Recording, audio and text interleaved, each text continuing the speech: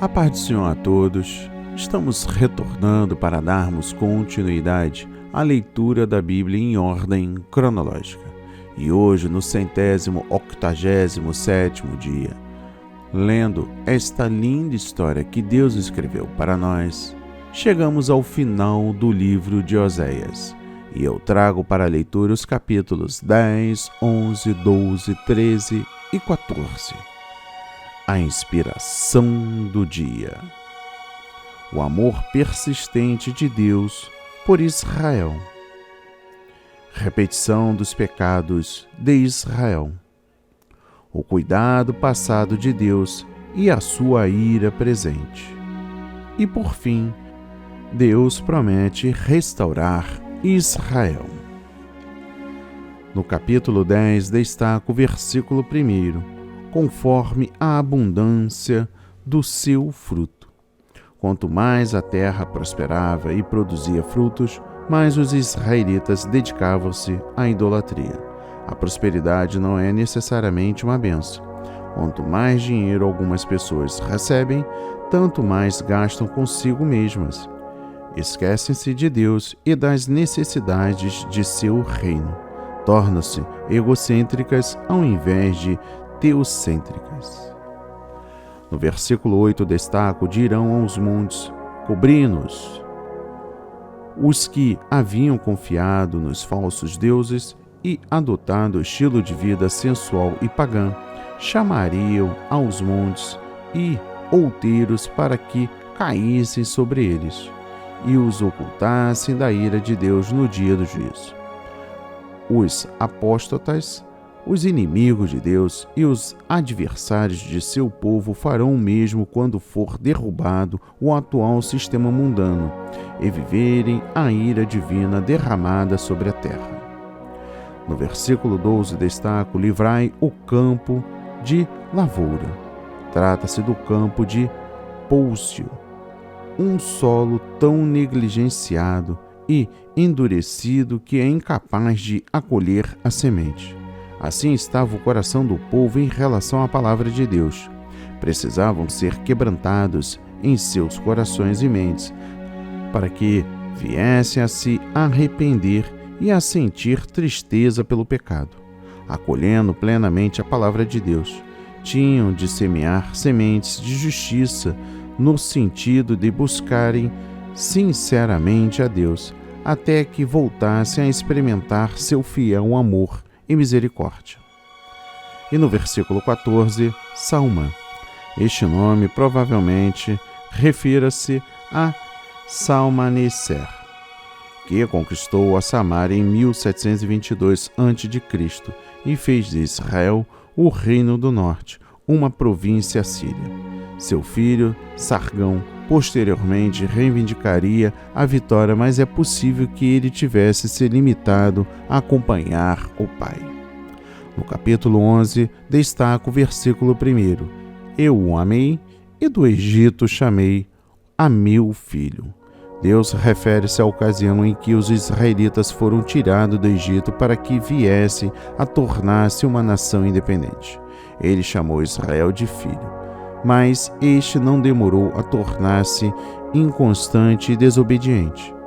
Mateus 2, versículos 14 e 15, aplica este versículo a Jesus, que foi levado ao Egito por José e Maria e chamado de volta à Palestina depois da morte de Herodes.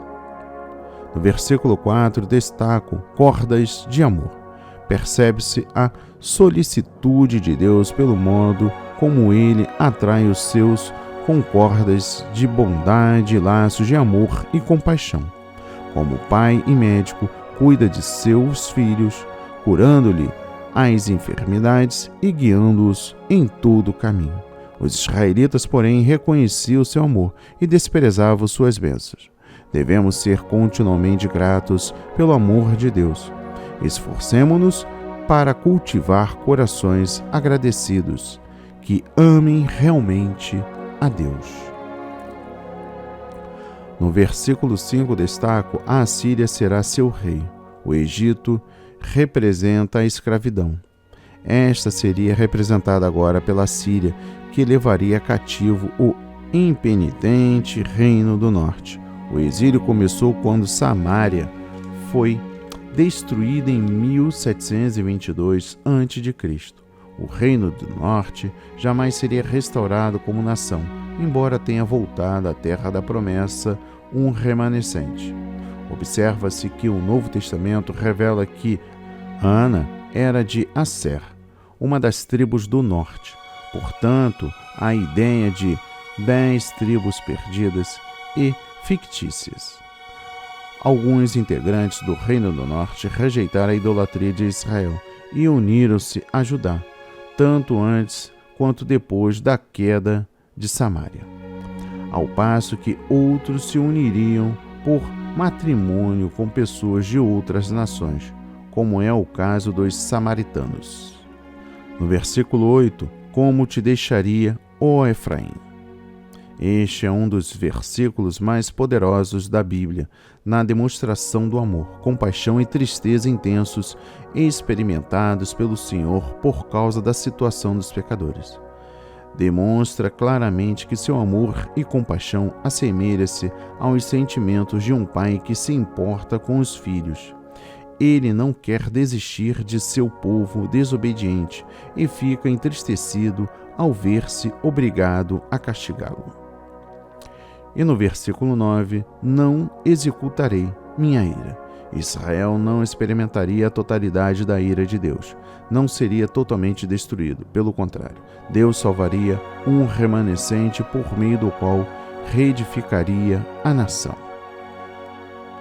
No capítulo 12 destaca o versículo 1, Efraim se apacenta de vento. Apacentar ou perseguir o vento simbolizava as alianças de Israel com o Egito e a Síria. Esta política exterior não seria de nenhum proveito a Israel, não o protegeria de seus inimigos. No versículo 6 destacam: converte-te a teu Deus. Embora Israel fosse infiel, Deus continuava a lembrar-lhe de que o seu povo precisava voltar-se a ele em amor e justiça. Voltar ao Senhor e arrepender-se de todos os pecados não significa meramente sentir tristeza pelo pecado. Significa seguir ao Senhor com sinceridade, amor e retidão, segundo as Escrituras, e persistentemente buscar sua face em oração. No versículo 7 destaco: é um mercador. Oséias dá a entender que os israelitas estavam empregando práticas comerciais dos cananeus contrárias a Deus. Ao mesmo tempo, os mercadores achavam que não seriam considerados culpados por agirem desonestamente. Deve-se advertir sempre o povo de Deus para que não siga as práticas pecaminosas e os costumes mundanos. E no versículo 10, e falarei aos profetas. Deus havia sido fiel ao seu povo, enviando numerosos profetas para transmitir-lhe a sua mensagem e inculcar-lhe a veracidade de sua palavra. Os israelitas, portanto, não poderiam alegar ignorância quanto às exigências divinas, como rejeitassem a revelação. Deus lhe restituiria o desprezo com o que tratavam seus mensageiros. Os que já ouviram a palavra de Deus seriam tidos como indesculpáveis no dia do juízo. No capítulo 13 destaca o versículo 2: multiplicaram pecados. Os israelitas morreram espiritualmente ao se voltarem à adoração de Baal. Como consequência, dedicaram-se cada vez mais aos pecados e à idolatria. Ao beijarem os bezerros de ouro, demonstravam quão falsamente adoravam ao Senhor, mesclando o culto divino com a idolatria pagã. O tríplice quadro do orvalho, da palha, folhetos e da fumaça enfatizava que o juízo divino em breve chegaria, levando os israelitas à destruição. Os que procuraram perverter a adoração ao Senhor, adotando os caminhos do mundo, acabaram por torná-las inútil.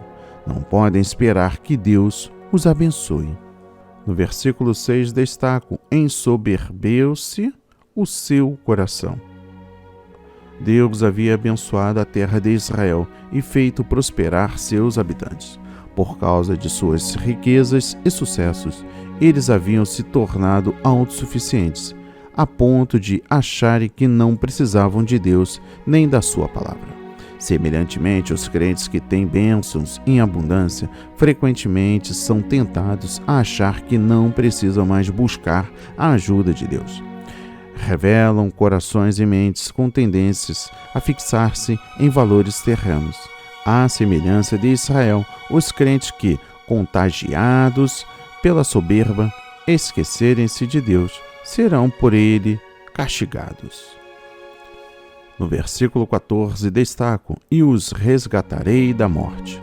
A promessa de se redimir a nação da morte significa que um remanescente seria salvo. O propósito de Deus não mudou. Ele é o Redentor que nos livra da morte, do sepulcro e do inferno. Ele acha-se em prontidão para nos livrar agora mesmo. O livramento final será no dia da ressurreição. A morte e a sepultura são tiranos cruéis, mas não poderão frustrar o propósito de Deus para o seu povo. O Novo Testamento indica a ressurreição de Cristo como a garantia da vitória. E por fim, o capítulo 14. Destaca o versículo 1. Converta-te ao Senhor.